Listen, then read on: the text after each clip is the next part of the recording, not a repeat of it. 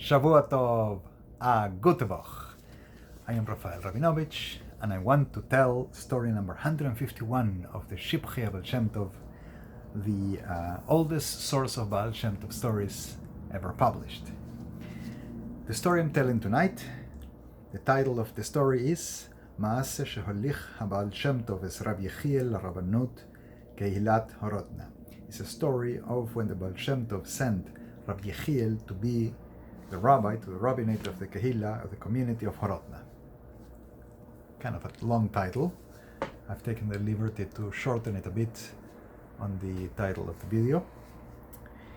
And the author of the Shivchei Baal Shem Tov said, Shamati, I heard from the Rav of our Kehillah, Rav Gedalia of Linitz. This is the source of the story.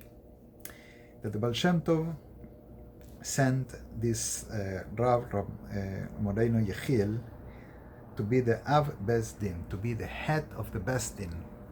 That's what it says, the rabbinate, the Rabbanut, to be the head of the Beis Din of the Kehillah of Kavli. We mentioned that town in story number 70, I think, way below.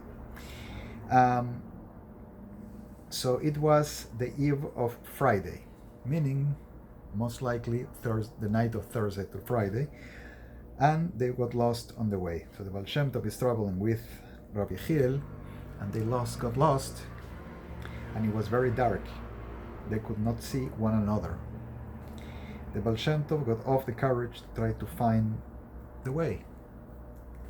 And then the above mentioned Rav Yechiel, also got down of the carriage, and he found the Baal Shem Tov prostrated on the floor with his hands and his feet outstretched, crying and pulling his hair. The Baal Shem Tov said he was afraid they would become Mechalelei Shabbos, they would profane the Shabbos. Why? Because if they cannot find the way and they are lost on the way, and it's the night before Shabbos, but the next day, if they're not there, they're going to be in the middle of the road on Shabbos. Rav Yechiel said, had he seen nothing of the Baal Shem Tov, but the day that he was crying on the floor, afraid of becoming Mechalel Shabbos, Dayeinu. That would have been enough. That would have been all the shva he needed from the Baal Shem Tov, I guess. My take.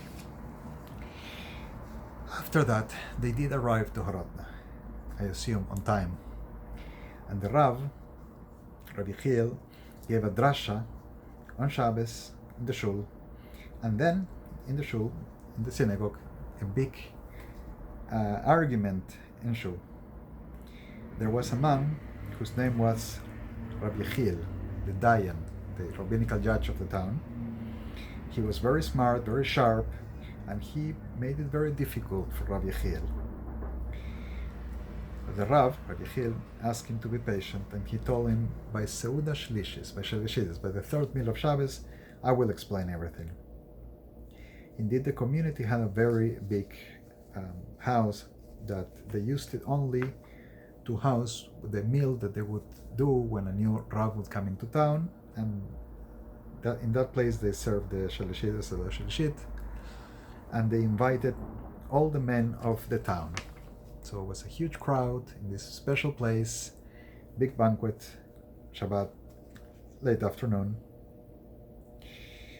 And everyone was seated in their honor place. The Dayan Rav Yechiel sit next to Rav Zev Kotzes, the disciple of the Baal Shem Tov, who was seated at the end of the table. No, the Rabbi Yechiel was sitting next to the Rav Yechiel, and Rav Zev Kotzes, who was also traveling with them, right? A chassid of the Baal Shem Tov was seated at the end of the table, and the Baal Shem Tov told him, to Rav Zev, I hate your humility. Come and sit with me. Don't be so humble. Come sit here. The Rav began going over his drasha, his Shabbos drasha, and Rav Yechiel started presenting difficult questions, and Rav Zev would argue back. Rav Zev Kotzes would argue back with Rav Yechiel until he won, until Rav Zev won the discussion. Rav Yechiel felt shame, but he still tried to argue back, although his case was already folded over. He had basically lost. He did not want to admit it. Until the Baal Shem Tov began to tell him and said, "Don't bring confusion to my table until it is silent, until the explanations are given over, finished." After that Shabbos, they were going to travel to a nearby town outside of Horodna for a bris milah, for a circumcision. The Baal Shem Tov and the Rav Yechiel, and the Dayan, Rav Yechiel, asked to sit with them, and they took him along. On the way, he began speaking about the science of astrology and Rav Zevkotz's answer. And Rav Zevkotz's turned out he was a great scholar, and he was a match for Rav Yechiel. He would answer everything, know exactly. Rav Yechiel was amazed, and he said, "How could such words come out of the mouth of a chassid?" He did not think that chassidim would be such scholars. As the Baal Shem Tov wanted to continue the trip, he was afraid that Rav Yechiel, the Dayan, would make the Rav uncomfortable, so he removed from him his knowledge of Torah and turned him into an Am Haaretz. It was Rav Yechiel's minhag, his custom, to get up at midnight and study Gemara, Poskim, and the Rambam. When he opened the Sefer, the book, he couldn't understand anything, and he thought it may be because he drank too much meid devash, mead, the liquor made from honey, so it may have affected his head. That's why he wasn't understanding. So he closed the book and slept a little, and he smoked the lulke, the long pipe, and then he lay down until dawn. And then after the morning prayer, after the tefillah, he would sit down as always and learn his shiur.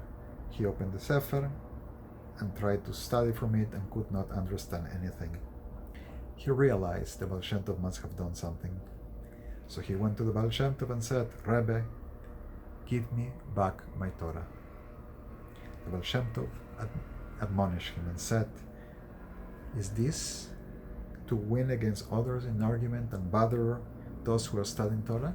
Is this what you use your Torah knowledge for, right?" From this admonishment, the man became a tzaddik gamor. What a strong message for right after Yom Kippur.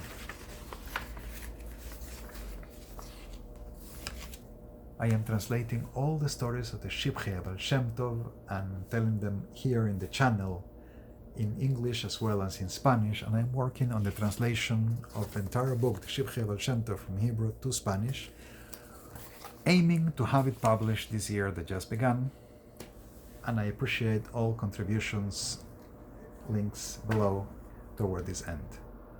Dedicating all the stories of the Baal Shem Tov that I'm telling here in the channel to the merit, to the schus of all the Jews that should be protected, Bezrat Hashem, especially in these days of challenge, especially the Jews who are in Eretz Israel, especially those serving the country, and those who are unfortunately in enemy hands. May it be that they return immediately home safely, alive and safe, and that corner of Eretz Israel returns purely to Jewish hands.